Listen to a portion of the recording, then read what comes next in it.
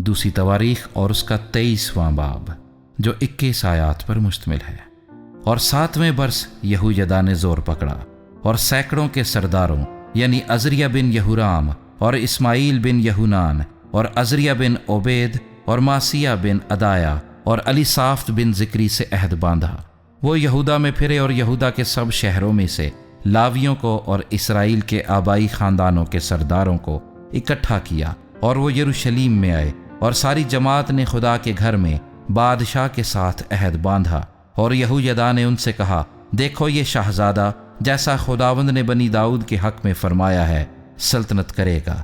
जो काम तुमको करना है वो ये है कि तुम काहिनों और लावियों में से जो सबत को आते हो 1/3 दरबान हो और 1/3 शाही महल पर और 1/3 बुनियाद के फाटक पर और सब लोग खुदावंद के घर के सहनों में हों।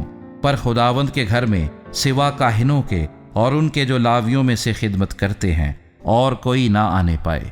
वही अंदर आएं क्योंकि वो मुकद्दस हैं। लेकिन सब लोग खुदावंद का पहरा देते रहें।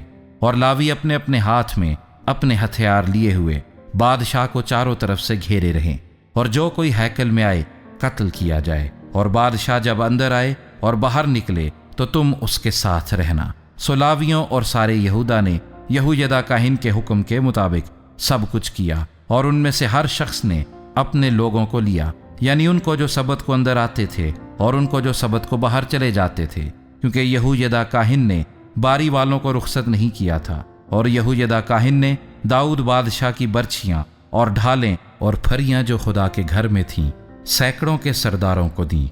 और उसने सब लोगों को जो अपना अपना हथियार हाथ में लिए हुए थे हैकल की दहनी तरफ से उसकी बाईं तरफ तक मसबा और हैकल के पास बादशाह के गिरदा गिर्द खड़ा कर दिया। फिर वो शहजादे को बाहर लाए और उसके सर पर ताज रख कर शहादत नामा दिया और उसे बादशाह बनाया। और यहूयदा और उसके बेटों ने उसे मसा किया और वो बोल उठे, बादशाह सलामत रहे। जब अतलिया ने लोगों का शोर सुना जो दौड़ दौड़ कर बादशाह की तारीफ कर रहे थे, तो वो खुदावंद के घर में लोगों के पास आई और उसने निगाह की और क्या देखा कि बादशाह फाटक में अपने सतून के पास खड़ा है और बादशाह के नज़दीक उमरा और नरसिंगे हैं और सारी मुमलिकत के लोग खुश हैं और नरसिंगे फूंक रहे हैं और गाने वाले बाजों को लिए हुए मधा सराई करने में पेशवाई कर रहे हैं। तब अतलिया ने अपने कपड़े फाड़े और कहा, गदर है गदर। तब यहूयदा काहिन सैकड़ों के सरदारों को जो लश्कर पर मुकर्रर थे बाहर ले आया और उनसे कहा कि उसको सफ़ों के बीच करके निकाल ले जाओ और जो कोई उसके पीछे चले वो तलवार से मारा जाए, क्योंकि काहिन कहने लगा कि खुदावंद के घर में उसे कत्ल ना करो। सो उन्होंने उसके लिए रास्ता छोड़ दिया और वो शाही महल के घोड़ा फाटक के मदखल को गई और वहां उन्होंने उसे कत्ल कर दिया। फिर यहूयदा ने अपने और सब लोगों और बादशाह के दरमियान अहद बांधा कि वो खुदावंद के लोग हों। तब सब लोग बाल के मंदिर को गए और उसे ढा दिया और उन्होंने उसके मजबों और उसकी मूर्तों को चकनाचूर किया और बाल के पुजारी मतान को मजबों के सामने कत्ल किया।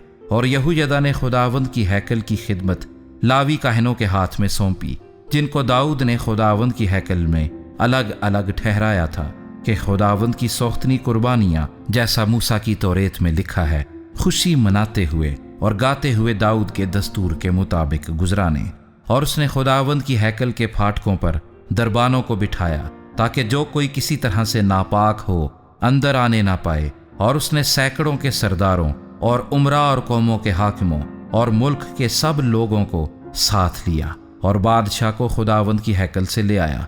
और वो ऊपर के फाटकों से शाही महल में आए और बादशाह को तख्ते सल्तनत पर बिठाया। सो मुल्क के सब लोगों ने खुशी मनाई और शहर में अमन हुआ और उन्होंने अतलिया को तलवार से कत्ल कर दिया।